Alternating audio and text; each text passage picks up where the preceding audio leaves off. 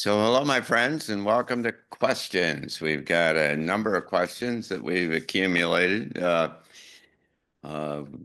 as it turns out, by the way, just pardon the noise if there's some outside noise. They're replacing the roof on our building here today, and so I think they're finished, but they may have a few things to do here that may make some noise in the background.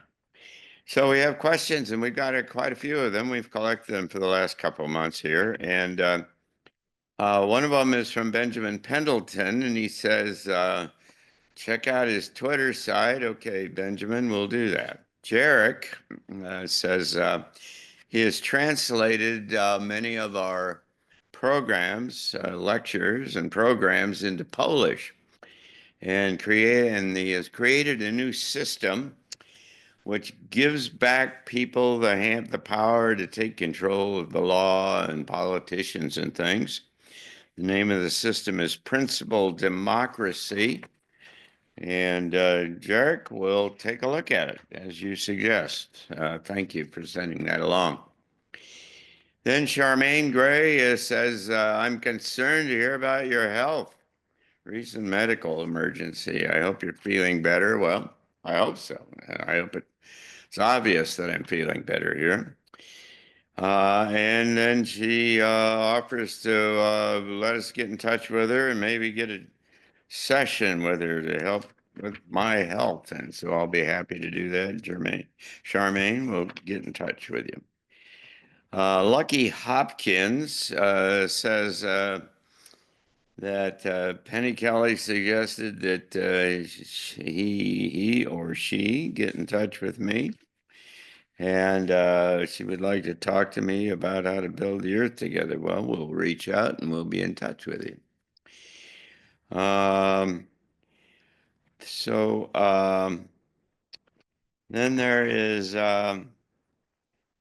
Robert Patrick Campbell, who says he's thrilled to introduce us to two groundbreaking projects, the Zero Trust Computer, ZTC, and Matrix Magic, MAGIQ. And ZTC represents a revolutionary leap in computing architecture. And Matrix Magic focuses on pure AI interaction and predictive systems. Sounds like something I'm interested in, so we'll reach out and we'll also contact you. Thank you very much, Robert Campbell. Appreciate that. And Lynn Stein, I think, Steyn, so wonders if we have a branch of like-minded people in the UK. Not yet, but we're moving smartly ahead on TransitionNet. And TransitionNet is going to be a global platform of collaboration of people who are actively interested in trying to help design this new world. And we will almost certainly have a chapter or more in the UK, and that will be sometime, hopefully in months, certainly not years. And then somebody called the Cosmic Debugger asked me to contact him or himself. They were the first released the telepathy tapes, and they have other things they'd like to talk to us about. So it's the Trinity Capstone team, I guess. And so we'll be in touch with you, Mr. Debugger. Kathy Bass has checked in, and she says she was listening to Quartet about redoing or rethinking capitalization. And she saw that our mission is to future oriented and wondered why aren't we replacing old models with new negative attachment that have negative attachments to money, or the old models have a negative attachment to money with a new model that is centered around people. Well, I think that ultimately that's a very good idea. But that is somewhere down the road because getting from here to there requires a whole lot of change in the underlying system. Certainly, as it needs to be a change in terms of how people think and what their values are. There needs to be an incentive for them to do that. I mean, there's a whole lot of things that need to happen to get there. But that I think, and Penny Kelly says that the people that she talks to from who've been around a lot longer than we have, none of them use money. And so that's part of the reason why we had that segment on Quartet to talk about how you get from here to there. It's a desirable kind of objective. It's not easy to do, I don't think. She wants to replace the idea of capitalism with entrepreneurialism.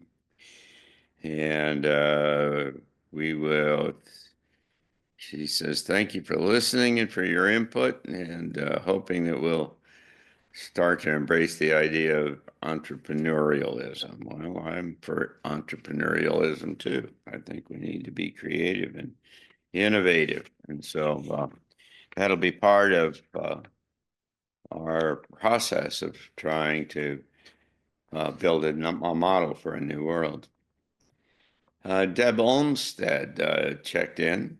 She says that she listens to Cliff High and she's a bit concerned for him at the moment and a little bit for me.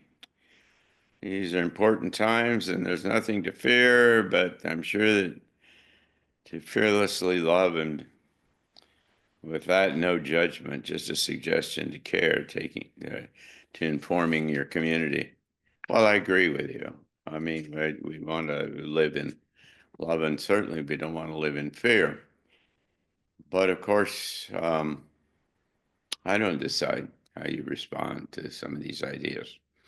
Uh, you get to decide. Everybody decides. I get to decide how I respond to the things that I read.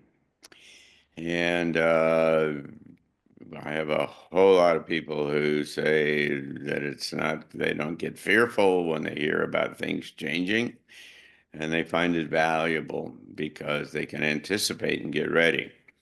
And that's our objective, and that's what we're trying to do. I mean, I can't at all control how people respond, and if people that respond in fear, then I don't know what to do about that. They need to deal with that themselves, I guess.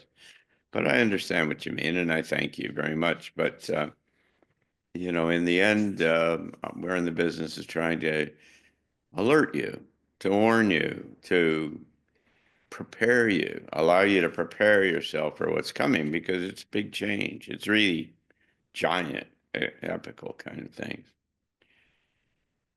Corey Endralot says, I would like to share some powerful ideas I see that are not being shared very much. And he then or she has a lengthy kind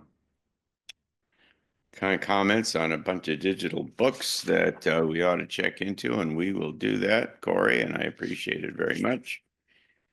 We're in the process, of course, of populating and training this AI with Mike Adams so that it has the broadest and most sophisticated kind of understanding of certainly the world as we see it or understand it.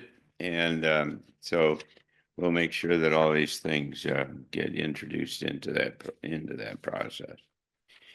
Chris Kaufman, well, he has some questions about quartet, so we're going to put that into the questions we answer with quartet so that you get more than just me responding to it. Peter Prasanetti says he's in Peru and he's discovered, and it's been revealed to him, an ancient ancestral anatomical knowledge of our inside, which can have a huge impact on humanity. And he would like to share it with me. Well, we'll get in touch with you, Peter. Thanks for sending that along. Tressa Dunn says that she met me briefly recently in McLean, Virginia. We did a expo for an organization that publishes Pathways, which is a magazine that goes throughout the Washington, Baltimore, and Virginia and area in West Virginia. And she said, how do I get tickets? She wants to come to the event in November. How do I get tickets? Well, you get tickets to everything. It's on our website. So at arlingtoninstitute.org, and in particular for Transition Talks at transitiontalks.org. And if you go there, you'll find all of the information that you need in order to sign up. Marion, Baciu. That sounds like a name that I can't pronounce. But Marion, thanks for checking in. She heard about Enoch, and which is the AI that Mike Adams is developing.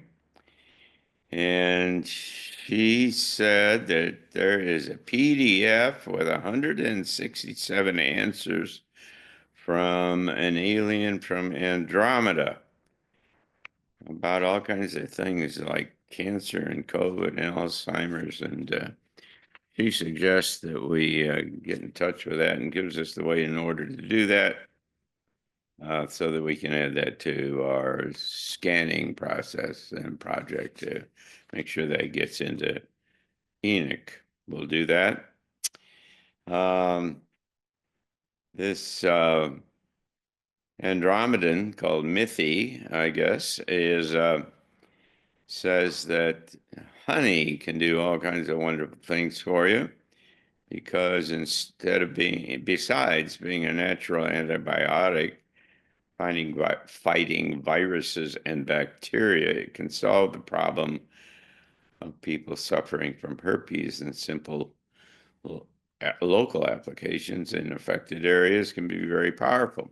Well, that's interesting. Honey can do a lot of things. In fact, I have some things that have been published by a rather famous and very effective alternative medicine physician suggesting that honey, unheated honey, can be used to eliminate diabetes. So yeah, honey can do all kinds of good stuff. So thank you very much for that.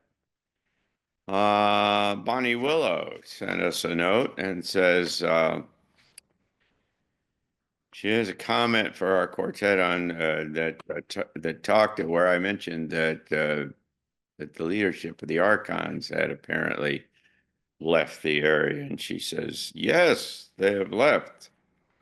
About a year ago, maybe a little longer, I was doing a healing session with a client. I was speaking with an entity that was attached to the client and was about to let go. We had quite a conversation. The entity said it and many others were invited to this planet for a feast.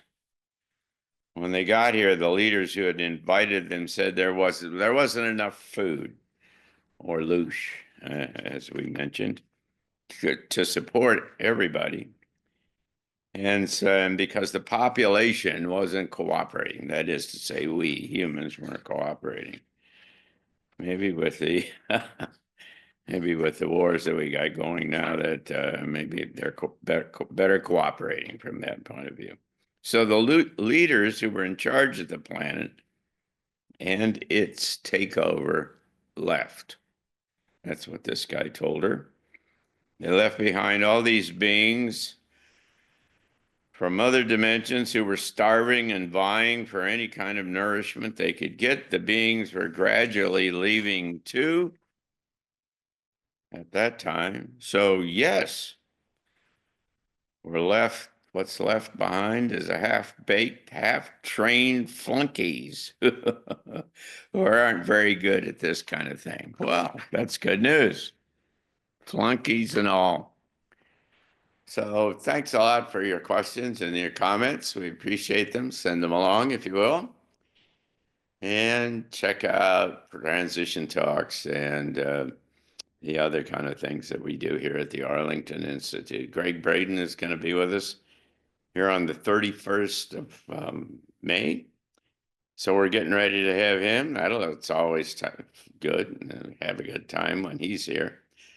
So do consider that joining us either here in Berkeley Springs, West Virginia, or by live stream, where we send it everywhere around the world. So thanks so much, and we'll see you again.